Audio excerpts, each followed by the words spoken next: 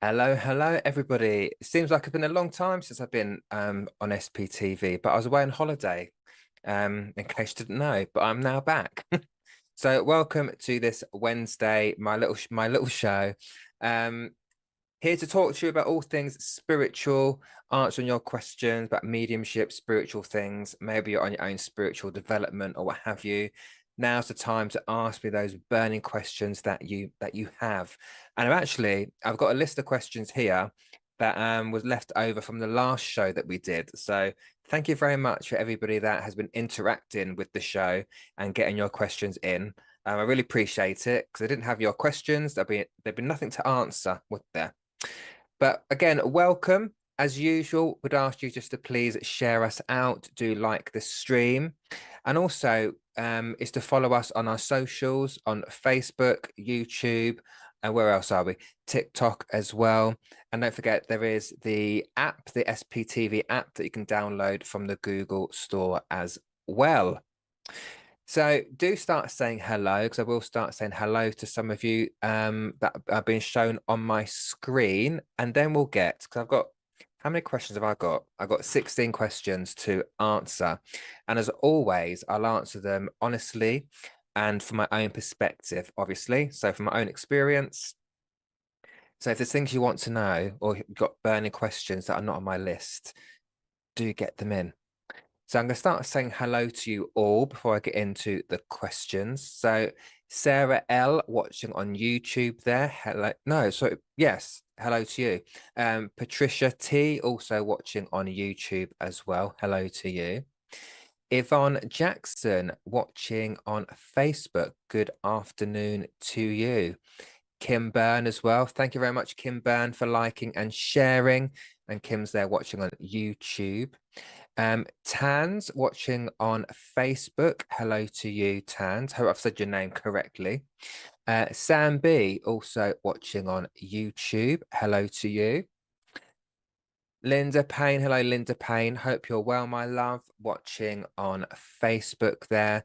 Natalie, indeed. Happy Thursday to you as well, Natalie. Watching on Facebook. Ashley Oliver. Hello, Ashley. Hope you're well. Thanks for being here. Watching on Facebook there. Lacey Reed, hello to you, Lacey. I hope you're well as well. Lucinda, hello, Lucinda, watching on Facebook. Sarah, also watching on Facebook. Good evening. Jill Reynolds, watching on Facebook there as well. Jade, hello, Jade, watching on Facebook. Amy Lynn, hello to you, Amy Lynn, watching on Facebook as well. May Brith, watching on Facebook. Hello, Anna Hayes, hello to you as well, watching on Facebook. Cheryl Hoskin, watching on Facebook there as well. Hello. Julie Smith. I'll do one more. And Joan, good afternoon to you, watching on Facebook. So let's get on with the show, shall we? So as it's my afternoon, not tea time show. Thank you, Richard. So as it's my afternoon tea time show, it's a varied show now, and so anything could happen. But I thought this evening, because I've got a lot of questions, and as people know, I like to teach as well. For me, it's not just all about readings, right? There's theory and there's philosophy behind mediumship and spirituality and all that kind of stuff, as well. So I'm going to answer some questions that were left over from the last show that we did. All right. So if you are into your learning and you are maybe developing yourself, I'm going to give you the answers to these questions. Again, I always say these come from my own life experience and my own personal views, all right, based on what I have learned, what I've experienced as well during my journey of mediumship and development. So hopefully you'll find this interesting. Even if you're not developing, even if you are just interested in the spiritual world, hopefully these questions will answer questions that you have as well. So who should we start with? So let's start with Linda Payne, because I've seen Linda's name come up on the screen. So I'm going to answer Linda's question first. So Linda said, when you connect to spirit, do they ever give you names or places that are linked to them? So yes, sometimes. So it really depends on the spirit contact. It depends on what they want to say and how they want to get their information across to me. And what I find is, Linda, is that when it comes to so names is one thing. I don't get too caught up on them because we've all got a name, right? And it's not the name that makes us unique unless it's a real unique, unusual name, right? Because if I give the name of John or Mary or whatever, people are going to say, well, that anyone could say that, right? It's a common name. And so therefore those names are not unique to the person. So instead, what spirit will do in place of that is to give things about them that there's nowhere on earth I would know. So they'll bring through their character, their personality, a memory, things that are just attached to them, which only you would know, which are not necessarily generic or common knowledge. So although I will get names in some readings, I mean, I can be on a platform like I was last night. I did 8 readings, and I think only in 2 or 3 out of the 8 readings did I get names coming through. The other readings I didn't. I had other stuff instead. So it just depends on what spirit want to give.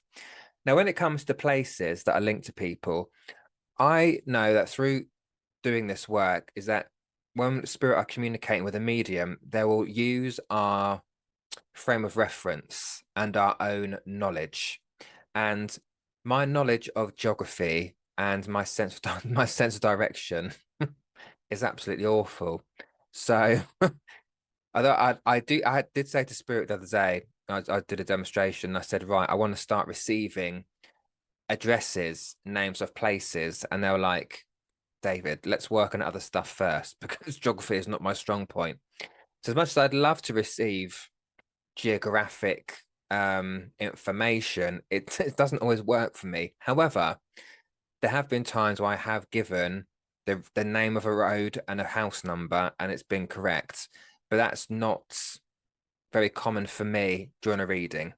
So that could change, but the way I work, I'm working on other things within my mediumship, and hopefully, like I'll be more specific with like places and things like that in the future. But there you go. So Linda, I hope that answers your question, and thank you very much for it.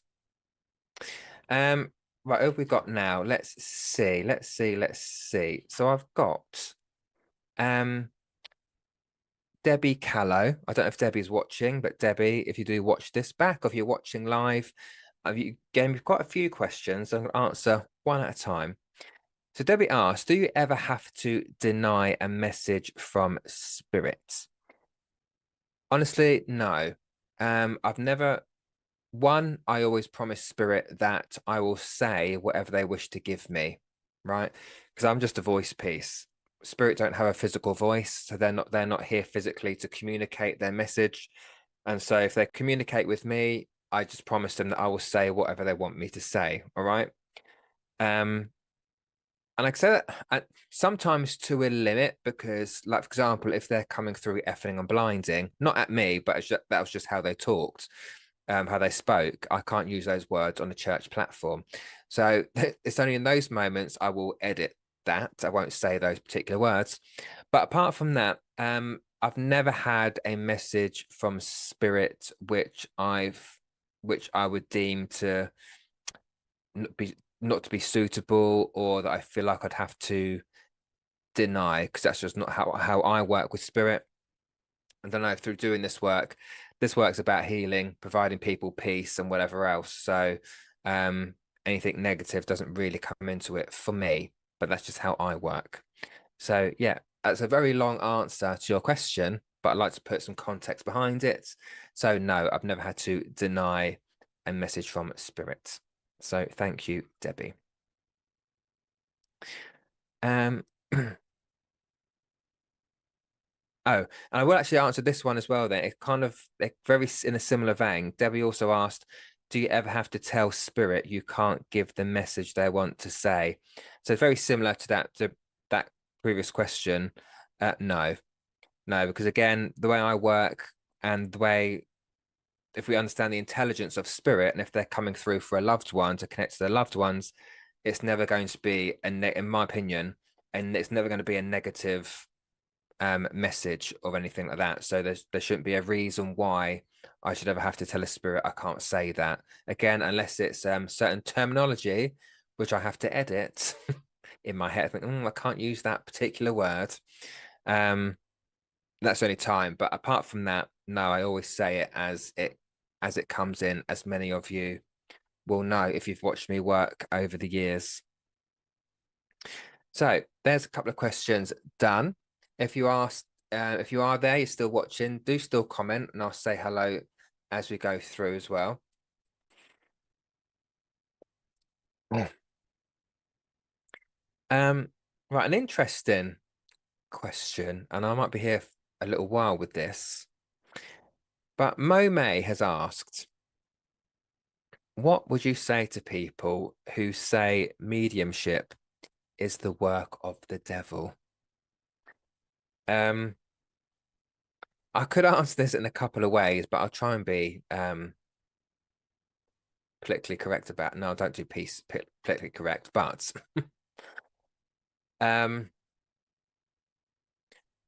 the first thing I would say, it depends on who asked that question as well, I suppose, because generalizing here, a question like that would usually come from someone who has a particular faith or they follow a particular religion, right?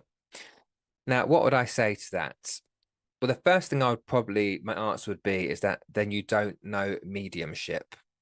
You don't understand what mediumship is or what it does, right? And what it should do is bring that sense of connection, that sense of peace, that sense of comfort to people. And actually, I wouldn't necessarily engage with a person who says that and have a conversation about it, because I think their belief's their belief, my belief is mine, and I don't need to, at this point, I don't need to convince or convert anybody to believe in what I do. If you think it's the work of the devil, I would say maybe you're a little bit ignorant then. And also because people who say those things, they've never studied the topic of mediumship. They've never studied the mechanics. They've never studied, what it's about. So when they're given those kind of answers, they're coming from a place of ignorance rather than a place of knowledge. And I haven't got time or the inclination to really have conversations with people like that. So that's just I could go into a whole rant about it, but I won't. That's just a very basic example of what I would say, because I know what I do. It's nothing. I don't believe in the devil anyway, and mediumship is nothing. It's again, it's not. It's not an evil practice, as much as some people might think it is. It's not. It's done with love. But at the end of the day, your loved ones are coming through with love. They want to have that connection with you. So it's got nothing to do with the devil. If you believe the devil exists, the devil and love really have nothing to do with each other, to be honest. But anyhow, that's my little answer for that. I won't go into any more detail because I might end up in a rant. But there you go. Hello, Carol, who says it's her first time here watching on Facebook. Well, thanks for joining, Carol.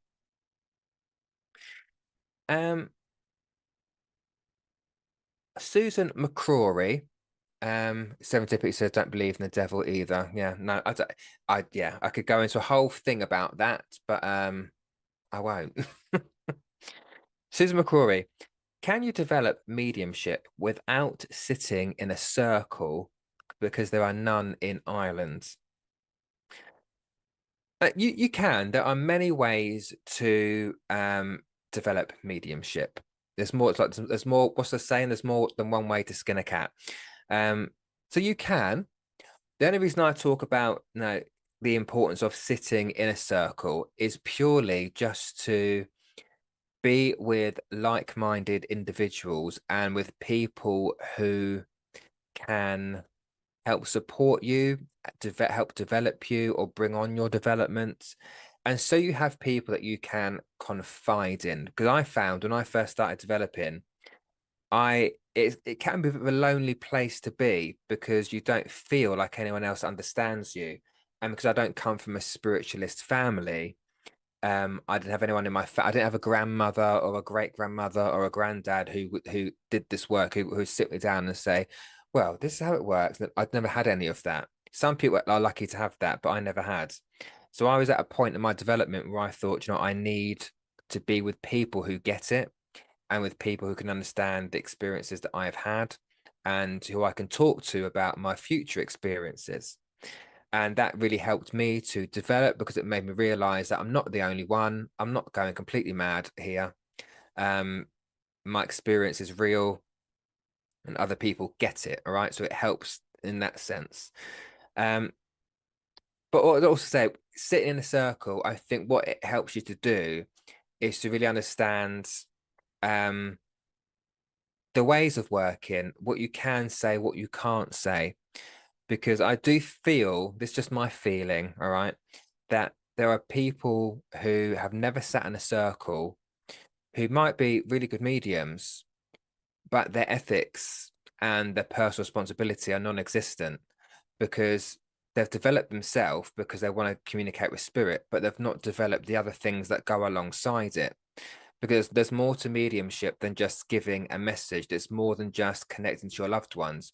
It's also about how you get the information across, how you deliver. You need to learn what you can say, what you can't say, how to term certain things. And I think sometimes with some people, not everybody, but if you are developing yourself, you don't necessarily think to learn those things. And some people might say, well, isn't it common sense that you should be aware of what to say and what not to say? We would think that, but from what I've seen, not everyone has got common sense, right? And they will say things to people which really should not be said.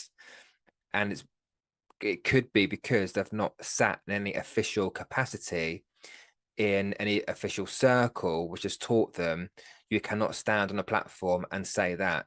You cannot sit in front of someone in a private reading and give that information.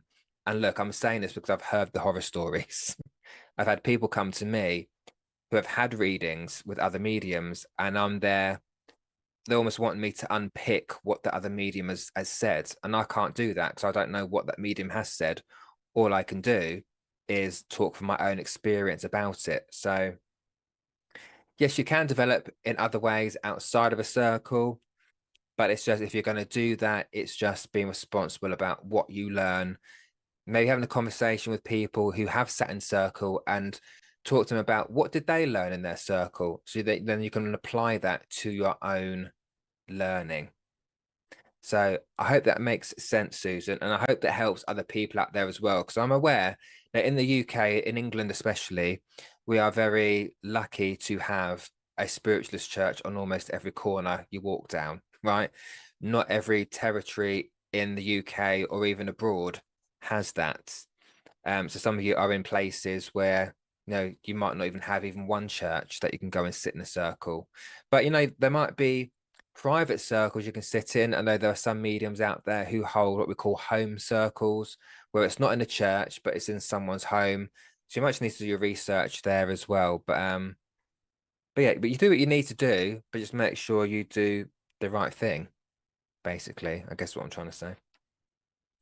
So thank you, Susan, and thank you, Patrick, who's watching on Facebook there as well. There you go. Jade Fleming I'm going to answer this question that I'm seeing on Facebook. Why do I dream, then it happens? It could just be, my darling, that you're really great at what we call prophetic, not pathetic, prophetic dreaming. Now, I personally don't do that. That doesn't work for me because I do not remember my dreams. I could wake up from a dream, and by the time I've reached for a pen and paper, I've lost it, and it's completely gone out of my head. But I do know that there are some people some people I know who are very good psychics, they get a lot of their information during their sleep states. So not necessarily if it's happening, it's not necessarily a dream.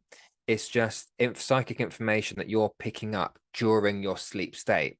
Because if we dreams can tend just to be our mind is just processing stuff, right? Which is what tends to happen because we're so busy during the day thinking, worrying. Our brains don't process what we've experienced before that. So our sleep is our way of our brains going, right, now they're not thinking, now they're not worrying, now they're not over analyzing. We're going to use that brain to process all that stuff that's gone on during that day or that week, right? So that's the logical aspect of it. But again, coming back to what I said about the psychic or prophetic dreaming, some people are just really good at picking up psychic information during a sleep state. Because during our sleep state, without getting too scientific on you, because I'm not a scientist whatsoever, but our brains go into what we call the delta states, and that's when the brain waves slow right down, and it's not doing anything. It's not in our normal states where we're thinking again, or we're worrying, or we're focused on something. It slows right down, and for some people, not for all of us, say I don't do that, I don't prophetic dream at all, but it can just be that your mind is just picking up psychic information during your sleep state, and then it happens, right? That could just be a simple explanation as to what could be happening. And I've heard it a lot, and I've heard it a lot more recently, that is happening to people. For what reason that is, I don't know, but yeah, it could just be that's what's happening, that you are just picking up, again, intuitive or psychic information, and then it's happening. So that's just a little quick answer to your question. Thank you, Jade.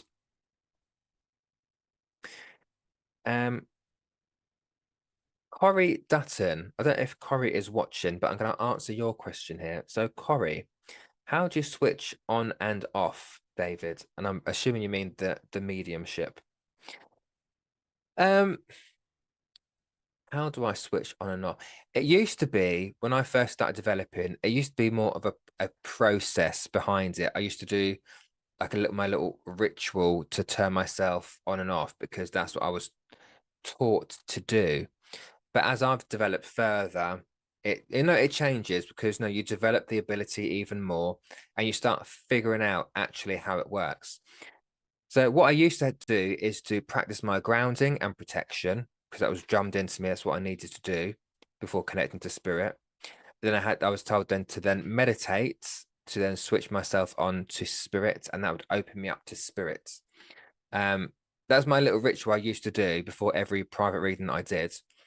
But as I've learned, open up the chakras as well. I had to learn to open up the chakras, and then to close down. I'd close down all the chakras, and all that stuff. That's not what I do any longer, because you don't actually need to do any of that to open to spirit. So I don't really have a process.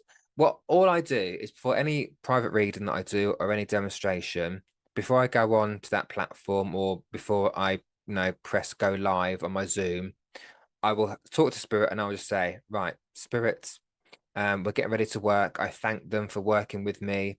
And I just say to them, right, are we ready? Etc. etc. I thank them. I say, right, I'm open, I'm ready. And sometimes what I'll do is I will visualize a trap door at the top of my head, and I visualize it unlocking and opening, and that's my symbol to spirit to say, right, I'm open, and from this point, anything that drops into my head is from spirit and not from my own thoughts. And then to close down, or switch off, shall we say, I just say to them, right, thank you very much. I thank the spirit people that stepped forward. I thank my spirit team for their help. And I say, thank you. I'm now closed for business. And it's simple as that. And then if that trap door's been open, I see it shut and lock again. Again, that's symbolic to say, right, I'm closing that business. But I do think sometimes it's just about the awareness, and not being aware that they are there.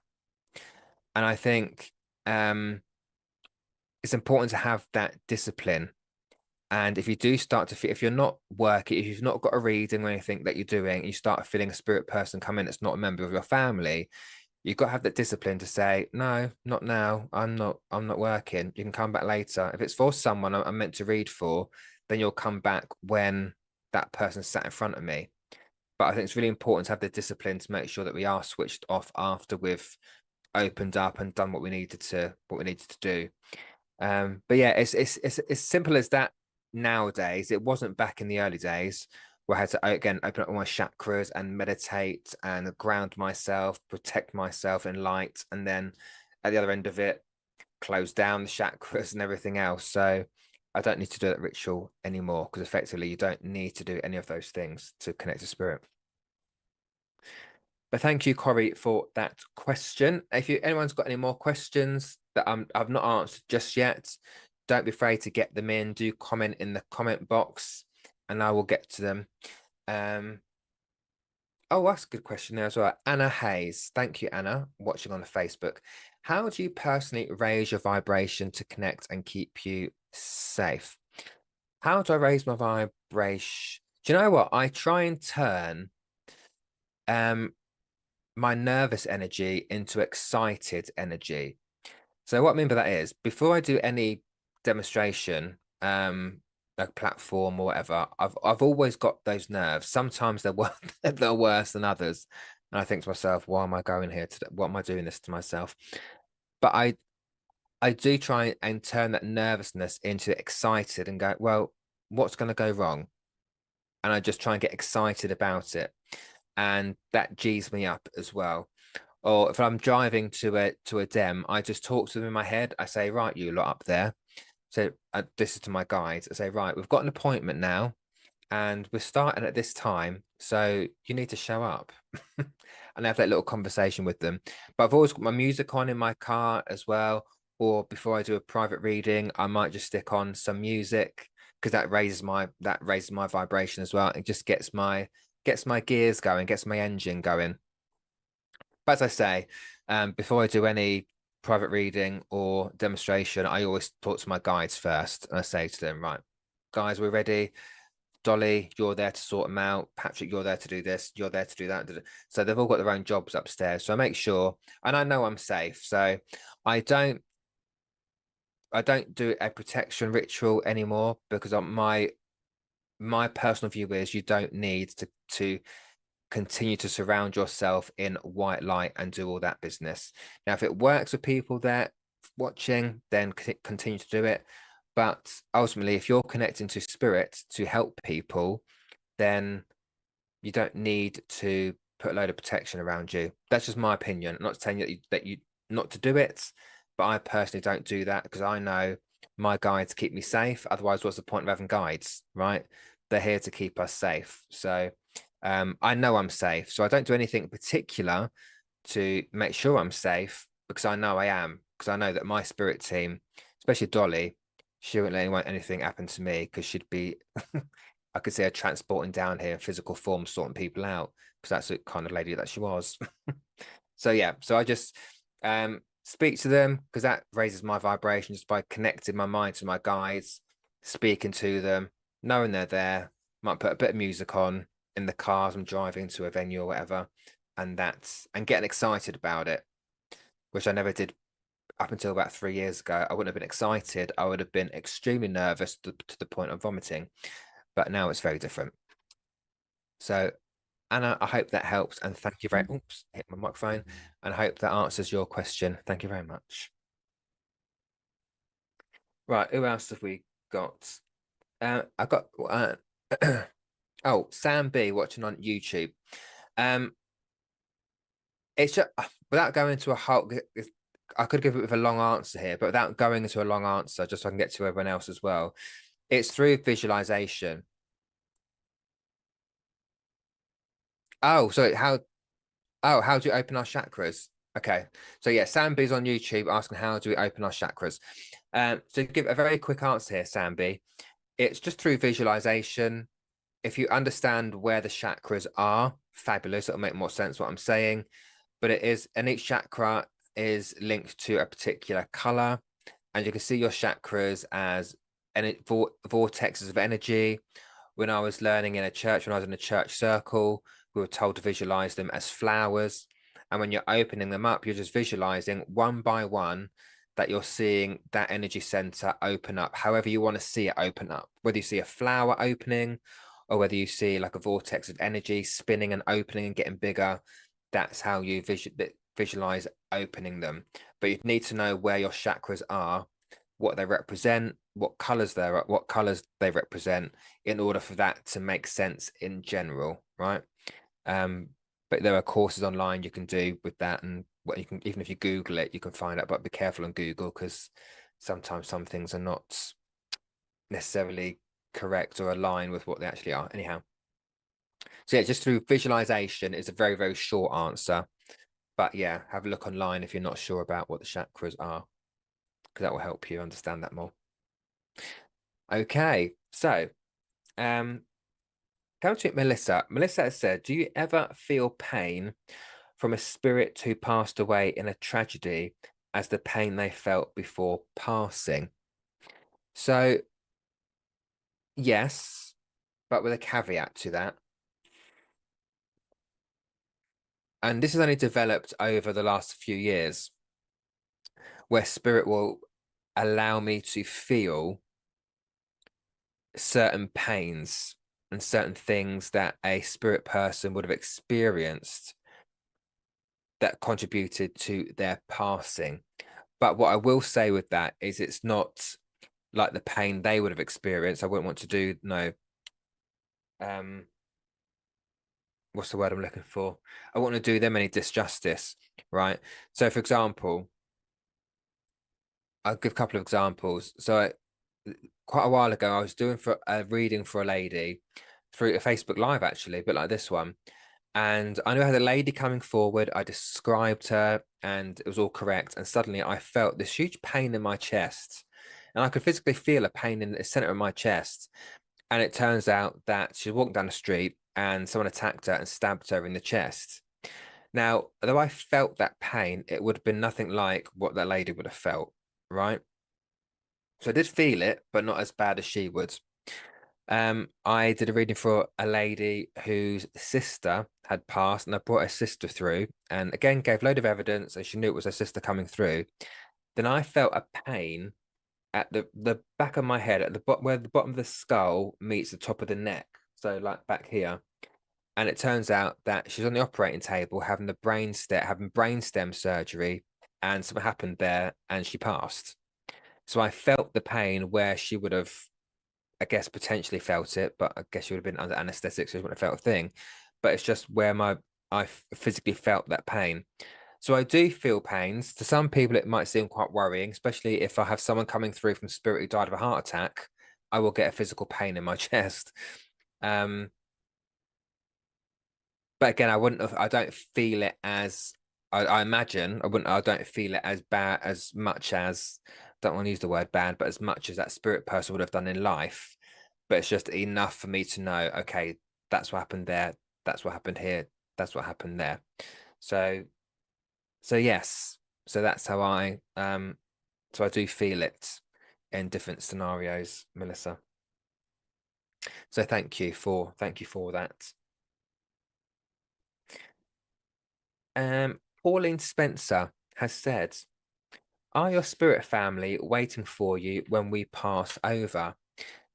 My belief is yes, absolutely.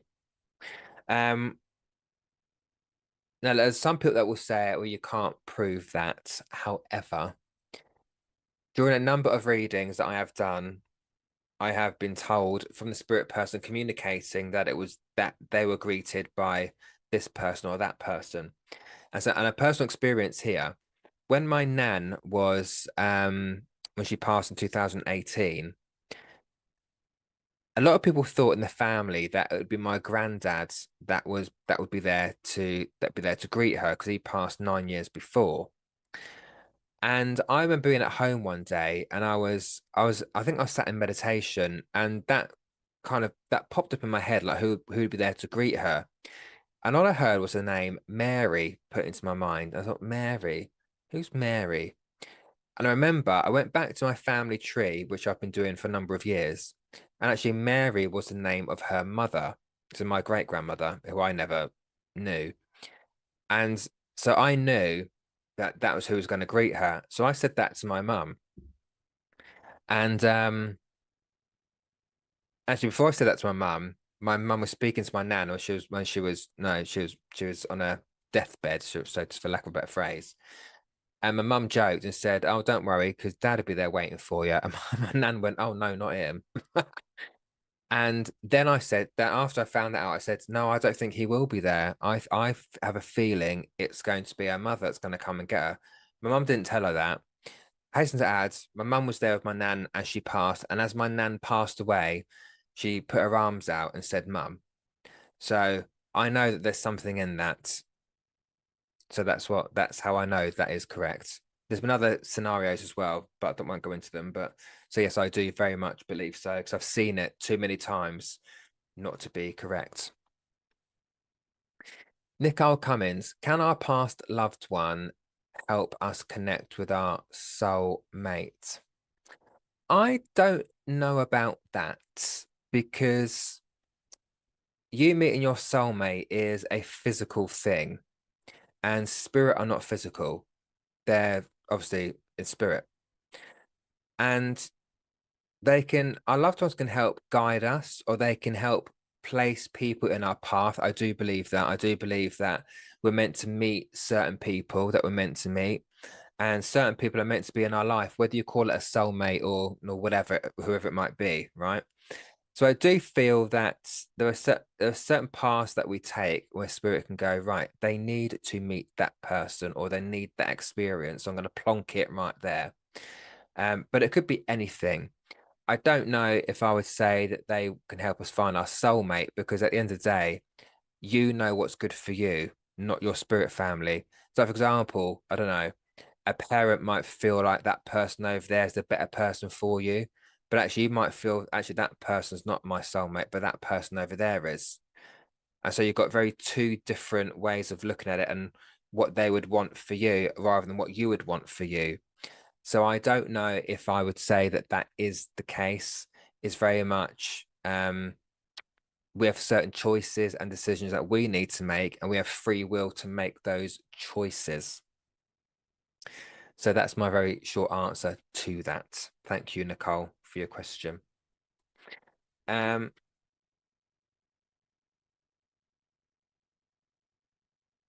Debbie Callow has asked, how does a person adjust to becoming a spirit? Not talking, not eating, not living their life out, especially when they go young. So do they feel upset and frustrated? So as usual, I'm going to answer it from my own perspective, my own experience here. I think for some spirit people, there will be a certain adjustment they might need to make depending on how they passed. So if they did pass in a tragic way, which was not expected, where they kind of the spirit kind of tends to jump out of the physical body because the physical body has come to its end of its life, but obviously the spirit body is still there. It can take a little bit of adjustment there and thinking, okay, I was in that physical body a minute ago, but now I'm over here. So it can take a little bit of adjustment for them. But I read there's a spirit guide called Silver Birch. She was a spirit guide. This is going back a number of years, a spirit guide of a medium called Morris Barbanell. But this might seem a bit outdated because this goes back to the early to mid 1900s here, or a little bit later. And from a spirit world's perspective, they rejoice when someone comes back into the spirit world from physical life because it can be seen that when someone passes, although we feel the grief and we don't want them to leave, the spirit world look forward to receiving them because ultimately we're going back home, right? So for some physical people, it's a relief when we pass because our spirit is then free of that body. And therefore, there's not a lot of distress involved or upset involved because we're going back home to a place where we're not constrained by the physical needs of the earth and the pain that the physical earth has to cause us, right? Through whatever means it might be. So I've never experienced a spirit person coming through who's ever come across upset or frustrated for where they are, because they've always made me feel that they're in a place where they are at peace. They're happy where they are because they're not restricted by any of the physical things that kept them behind whilst they were here, whether it be through illness or disease or whatever else. So yeah, so I don't. That's again, for some there might be a period of healing that they might need to go through when they go over there. Let's say someone took their own life, for example. Obviously, they've gone through certain pain to get to the point of taking their own life. So when they come to spirit, I don't want to say suddenly they're all fine and dandy, but there might be an adjustment or, okay, I need to go through some healing. I need to adjust here. I need to heal first because I'd been through so much before I actually got here in the first place. But they're not in distress. I don't believe in distress. I don't believe in purgatory. I don't believe in anything like that. It's very much, I've come over here. In that case, yes, I need to go through some healing or some adjustment. But in other cases, oh, no, I'm over here now. Oh, I feel much better now because I no longer have Alzheimer's, which is a cruel disease. I no longer have that cancer that's eating my body away. I'm here in spirit and I'm free of that. So I hope that makes sense what I'm trying to say there with that one. But no, I've never personally had a spirit come through who's felt upset or frustrated. So I hope that answers the question. Lisa Bennett. Do you believe animals can sense spirit? My dog always looks at a certain area of our room and I video it one day and saw huge orbs. Oh, do you know, animals are on a higher vibration than we are on. Because animals are they're innocent. They're here to teach us love and compassion, where not all humans have that, right? I think it's fair to say. But now animals are very sensitive. Now think of how of an animal's life, right? They eat, sleep, poop, I don't know, show you love and affection. And I guess they can teach us patience as well, tolerance, again, the ultimate love as well. And because look, their brains aren't thinking about paying the bills or picking the kids up from school or wondering what the husband's doing or this, that, or the other, right? Their brains are very much like very small children, innocent. They're not thinking, they're not over analyzing. Their brains aren't full of the worries and the stuff that us adult humans have to deal with. So, and my dog does the same thing. Me and my other half will be sat on the sofa and she'll be sat with us and he'll like nudge me gently and she'll be staring off into a corner somewhere. So yeah, our animals, dogs, animals in general, just they're very sentient beings. And I feel that to an extent they're more connected to upstairs than we are.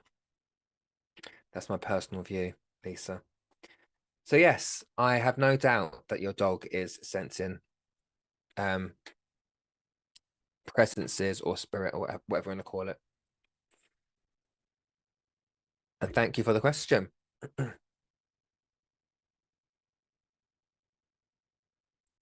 So Pierce on Facebook, do you believe when we lose someone and we dream they come back and take you to the place to see and connect? Do you believe when we lose someone and we dream they come back and take you to the place to see and connect with you? I'm not sure I understand the question, but I'll answer it from my feeling of what you're trying to answer. So I do believe in visitations. So visitations are when during our sleep states, we might feel it's a dream at the time, but during our sleep state, our loved ones will come back and we see them whilst we're asleep, right? It sounds a bit mad, but it happens. And you wake up the next day and you think, my granddad was with me last night in my dream. I'm sure I saw him. And you question it, is it a dream?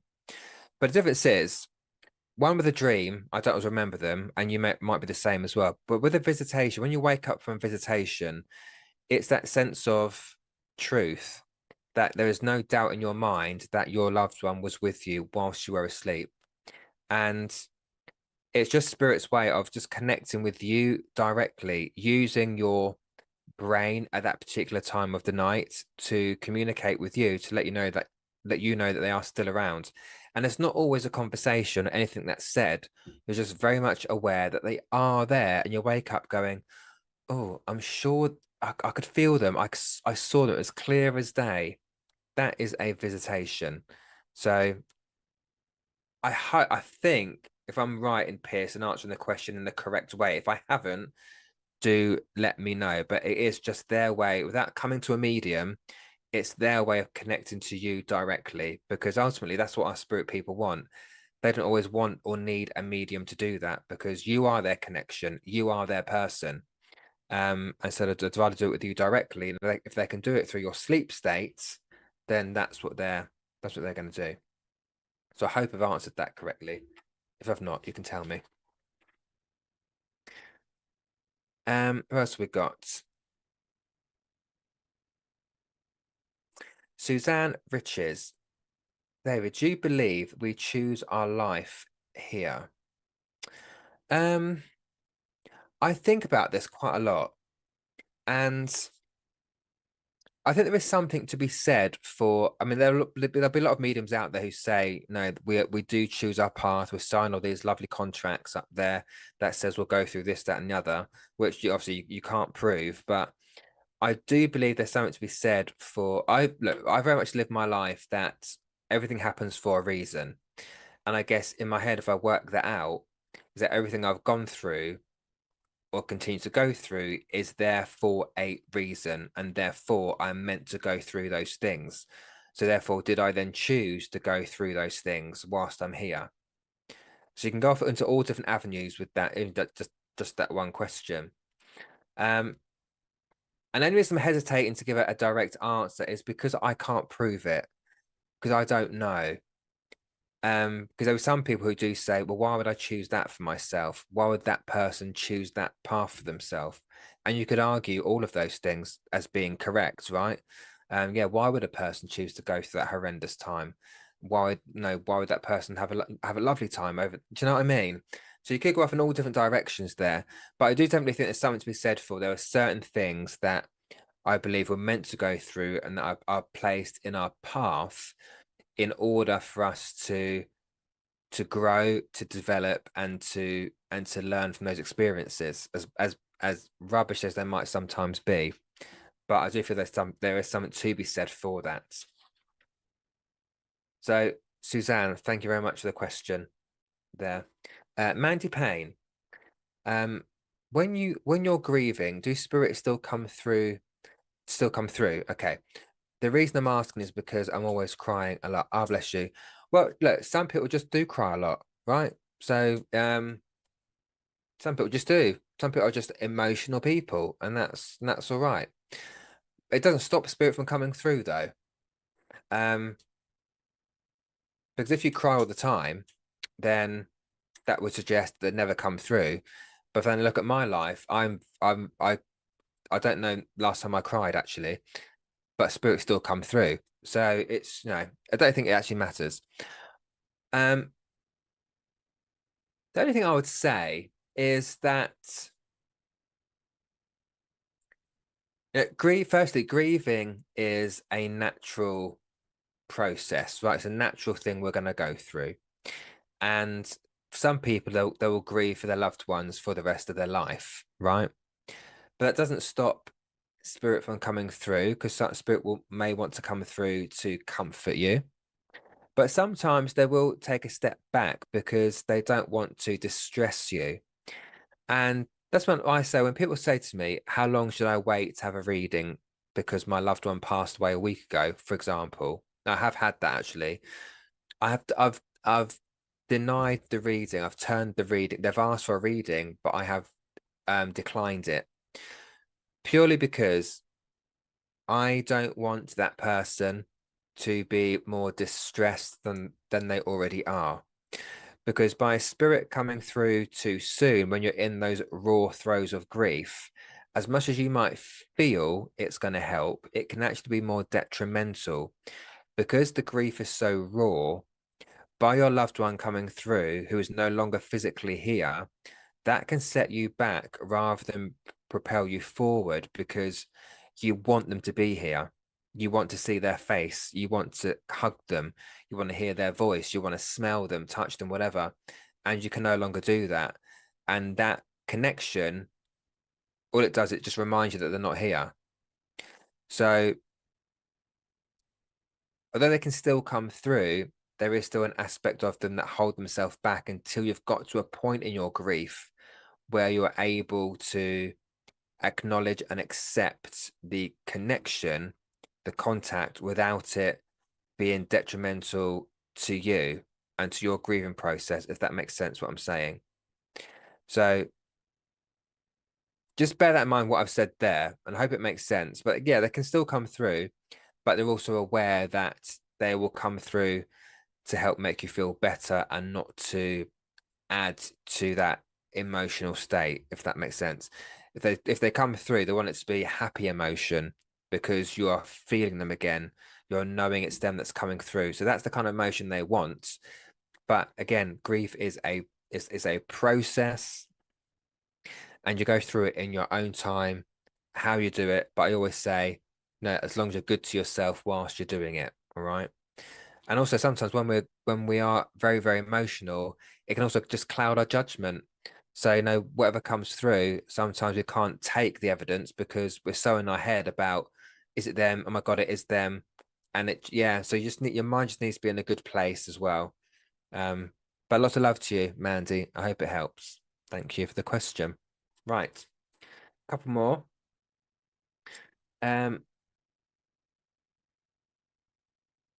Pauline Spencer says, can the spirits that come through be nasty to you? They wouldn't even dare, because I take no messing from them. And nor does my loved ones or my spirit guys. Dolly would have no issues with telling them to bugger off. But no, I mean, it depends how you look at the question. Have they ever been nasty to me? No. I've never had a nasty spirit come through to me, right? So I say no to that. Can they be nasty to you? Well, it depends on what vibration you work on. If you're intentionally wanting to connect to lower vibration energies for whatever reason you want to do that, I don't know. But if you were to do that, then that could possibly be a yes. But the way I work and the reason I work, I've never had a spirit person be nasty to me ever, because they'd get a black eye if they did. Anyhow, thank you, Pauline, for that question. MJ Reynolds, what can I do to open myself up so my loved ones can communicate with me? I'm a bit of a closed up donor. I'm sure you're not a closed up donor. I think, MJ, it's about just being, how you do this is up to you, but it's just about being open to all the possibilities. And it's about accepting the communication as to how they want to do it, right? So I'll give a couple of examples here. So there are certain things in the spiritual world that I can't quite get my head around. And so, for example, I've been told many times that I would make a good trance medium, and would I consider doing trance, right?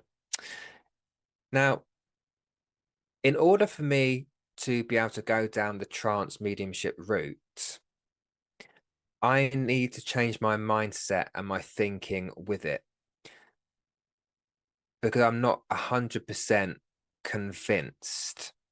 Not saying that people out there are liars, and there are some great trance mediums out there, but in my mind, I almost need to convince myself that it is true and it does work, right? So then I think, how can I be a trance medium when my mind is not necessarily fully open to that it actually works, right? So it's very similar to communicating with spirits. In order for it to happen, we just sometimes need just to be open to the possibility that it can happen. and that actually we need to get rid of any preconceptions we've heard on TV shows or films or movies that, make a mockery out of it a little bit and just and depict it in the wrong way. And once we open ourselves up to that thought and just set the intention of, well, I'm welcoming anyone that wants to communicate with me. And that's another thing you can do as well. It's just inviting it in and inviting your loved ones to communicate with you. And once you start opening up to it, that little light bulb on the top of your head gets a little bit brighter. This is just symbolically, of course. As that light bulb gets a bit brighter, your spirit loved ones are attracted to that and they go, right, that person's open. Now we're ready to communicate. So one, it's just been open to different possibilities, or open to the possibility that it can happen. And it's also, and let's say, it's also setting the intention of, I am open to this, inviting your loved ones in as well, but also just being open-minded as to how they will communicate. Because I think sometimes when we're expecting spirit to communicate with us in a certain way, which we want, we actually miss the communication because our loved ones are communicating with us in a different way. But because we're not thinking about that way, we're thinking about our own way, we miss that communication. So, for example, if you're expecting spirit to, I don't know, let's say show you a white feather, just for argument's sake, you're expecting to show your white feather and you don't see one. In your mind, you're thinking, well, I've asked for a white feather, but I'm not seeing it. So therefore, there mustn't be there. But actually, they might be communicating with you in a different way. They might not be showing you a white feather physically, but you might open up a magazine and there's a white feather on the page, but you ignore that because you're too busy looking for the physical white feather. It could be that, depending on how they communicate, they might communicate with you through smells rather than through visual things. And again, I think because we sometimes get in our head about, okay, I think they should be communicating with me this way. As much as we might want to think that, spirit will communicate with you in a way which they know that they can get it across in the best way. So let's one last example before I wrap this question up. My grandfather, my maternal granddad, he was an Irish man, smoked a pipe with that stinky tobacco smell. He was a joker. No, he was known as the wind-up merchant in the family because he had practical jokes and everything else that he would do. And the reason I'm saying this is because I found that through my interaction with him in spirit, that our spirit family tend to communicate with their personalities. So my grandfather is not going to show me a white feather because a white feather to me is quite delicate, and my granddad was not delicate. So instead, what he does is that he has moved things. He's moved a book off my shelf so it fell flat on the floor, made me jump. He's played my electrics. That's what he would do.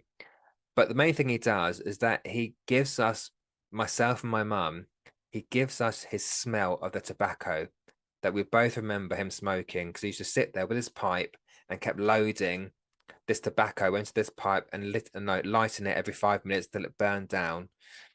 And so my mum was in the middle of a swimming pool. It was about 6 months ago. She was in her aqua aerobics.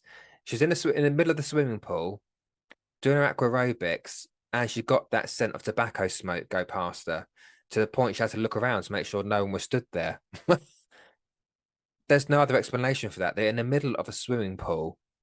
If you're smelling anything, it should be the chlorine in the pool, right? But that's just how my granddad will communicate rather than through any other way. So that's what I would say. It might sound a bit of a long-winded answer, MJ, but I hope it kind of gives you that, gives you a bit of perspective there. Look, some people might say, maybe start meditating. Oh, as you answer my question, a butterfly landed on me. Oh, well, get out of it. Maybe that's a sign, because that's a bit random, isn't it? I always say that the communication is quite random. So if someone was to say to me, right, David, I was walking through a park and I saw a patch of white feathers, is that a sign? No, you've just got a bald bird walking around somewhere. But actually, if you're walking somewhere else and you're thinking about your loved one and a white feather drops down right in front of your face, that's more likely to be a sign than the patch of white feathers that's there. So there you go. Well, thank you, MJ, for your question. But people, I will answer this one because I think it's important before I go. Tiffany Starr has has asked on Facebook, where does a spirit go if one choose to take their own life? They go to the same place that everybody else goes, and that is to the spirit world.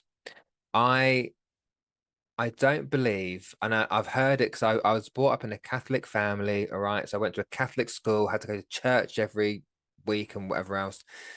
And you hear stories of, well, it's a sin to take your own life. And if you take your own life, you either go to purgatory or you go to hell. And I want to say that's a load of old rubbish. Because to go to purgatory or to go to hell would suggest being punished. Now, do we not think that the pain that someone was in that made them take their own life, do you not think that was punishment enough? So why would they pass and then be punished yet again? That does not make sense to me.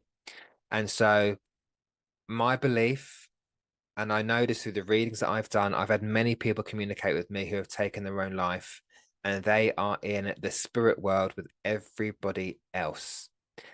Yes, when they go over, they might need that time to heal before they come through and communicate, but they've been punished enough in life.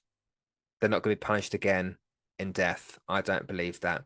So yeah, so to be very clear, I do not believe in purgatory. I don't believe in any of that rot. I believe that that is just terminology used or theory used by certain people to help control other people. A bit like saying, no, if you're good, you go upstairs to heaven. If you're bad, you go downstairs to hell. I heard that as a kid as well, which to me is almost that way to control the masses, to control the behavior of people, rather than being honest and say, if you don't pack it in, you'll get clipped around the ear roll. It's more, no, if you're really bad, you go down to the devil and you go down to hell. That's just scare tactics to me. It's never resonated with me whatsoever. It's turned into a bit of a rant there. Well, not a bit of a rant, but it's just, I'm really passionate about that because I think there's so much rot out there. There's so much fear mongering out there when it comes to this work. It's just not correct in my perspective. So my belief, Tiffany, is that they will go to spirit with the rest of everybody else. They will go to spirit. They will meet their loved ones who passed before them, and they'll be looked after by them as well. So that is my belief. And if anyone's ever told you, oh, they're in a bad place, they're stuck somewhere. No, they're not. They're not stuck anywhere. The only place that they are, they're not the only place they are is that they're housed in the spirit world. And that's my final answer. Thank you very much. Oh, no, if there's one question left, I'll have it. Oh, I think I answered that earlier on from Linda Payne. Do spirits ever give you names or places? Yeah, I answered. Oh, no. Yeah, I answered that at the very beginning. So hopefully, Linda, you heard it at the beginning. If you didn't, you can go back and watch the replay. But I did. I think that's one of the first questions. That actually was the first question I answered earlier. No, that's all right. Right, I think that's it. I think I'm done. What I'll do, people, before I go, I'm going to give you an affirmation card for. Oh, that just jumped out. Okay, so that's the card we're having. So I'm going to give you an affirmation card for everybody. All right. So these are the cards that I designed. They're not on for sale. They're just for me. But I designed them to do things like this and just to give people something to think about or to use going into their new week or into the rest of the week. So the card for everybody is this one, and it says, in order to move forward, I must deal with my past. Now, it might sound really obvious, but I know through some readings I've done recently, is that people do sometimes get stuck on certain things that holding them back, whether it be a situation, whether it be a person, a past relationship or whatever. But what I want you guys to try and do for the rest of this week is just to keep that in mind, is that when you do feel a little bit like you're being pulled backwards, to go, no, I need to move forward. And in order to do that, I must deal with what's behind me. Because I think sometimes we allow past situations to stop us from moving forward, whether it be something's affected our confidence or our self-esteem, or someone just not been very nice, right? We just need to kind of cut away some of those things so you can move on. All right. So that's your affirmation card for the rest of the week. In order to move forward, I must deal with my past. And I'm going to leave with those words, people. Thank you, as always, for joining. I hope you found it interesting this evening. I shall be back in 2 weeks' time at the same time of 6 p.m. So do join us then. But as usual, if you can, continue to share out SPTV. Follow the socials on Facebook, YouTube, and TikTok. Don't forget you've got the app in the Google Store as well. And with that said, I'm going to love you and leave you. Thank you very much for joining, and I'll see you next time.